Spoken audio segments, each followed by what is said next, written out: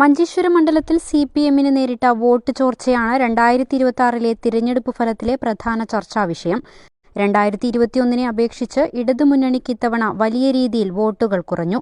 CPM സ്ഥാനാർത്ഥിയുടെ vote വിഹിതത്തിൽ ഉണ്ടായ മാറ്റവും നിലവിൽ മണ്ഡലത്തിലെ വോട്ടിംഗ് കണക്കുകളും പരിശോധിക്കാം. ബജറ്റിനിണങ്ങിയ വിവാഹാഭരണങ്ങളുടെ വൈവിധ്യമാർന്ന കളക്ഷനുമായി റോഷി ജ്വല്ലറി. ഡയമണ്ട് ആഭരണങ്ങളുടെ ഏറ്റവും പുതിയ ഡിസൈനുകൾ ഏറ്റവും കുറഞ്ഞ പണിക്കൂലിയിൽ. Roshi jewellery, gold and diamonds, bank road and court road, Kasaragod. Forever Shine.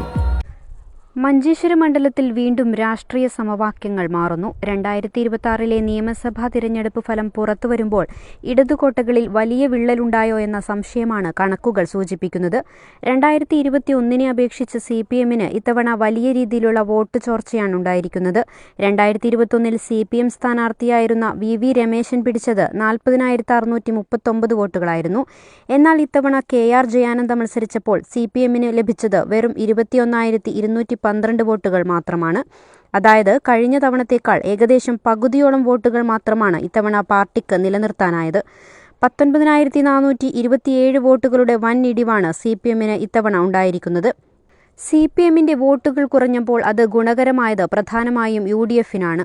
Muslim league സ്ഥാനാർത്ഥി AKM അഷ്റഫ് തന്റെ ഭൂരിപക്ഷം വൻതോതിൽ വർദ്ധിപ്പിച്ചു.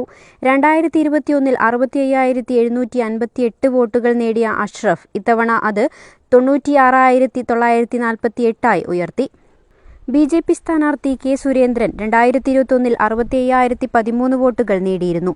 ഇത്തവണ 67,696 വോട്ടുകൾ നേടി അദ്ദേഹം തന്റെ വോട്ട് ബാങ്ക് നിലനിർത്തിയെങ്കിലും UDFിന്റെ വൻ മുന്നേറ്റത്തിന് മുന്നിൽ രണ്ടാം സ്ഥാനത്തേക്കൊതുങ്ങി. മഞ്ചേശ്വരത്ത് സിപിഎമ്മിന്റെ വോട്ടുകൾ എങ്ങോട്ടു പോയി എന്നത് വരും ദിവസങ്ങളിൽ വലിയ രാഷ്ട്രീയ ചർച്ചകൾക്ക് വഴിതെളിക്കും. ന്യൂനപക്ഷ വോട്ടുകളുടെ ധ്രുവീകരണമാണോ അതോ ഭരണവിരുദ്ധ വികാരമാണോ ഇടതു വോട്ടുകളിൽ ഇത്രയും വലിയ ചോർച്ച ഉണ്ടാക്കിയതെന്നത് ഗൗരവകരമായ ചോദ്യമാണ്.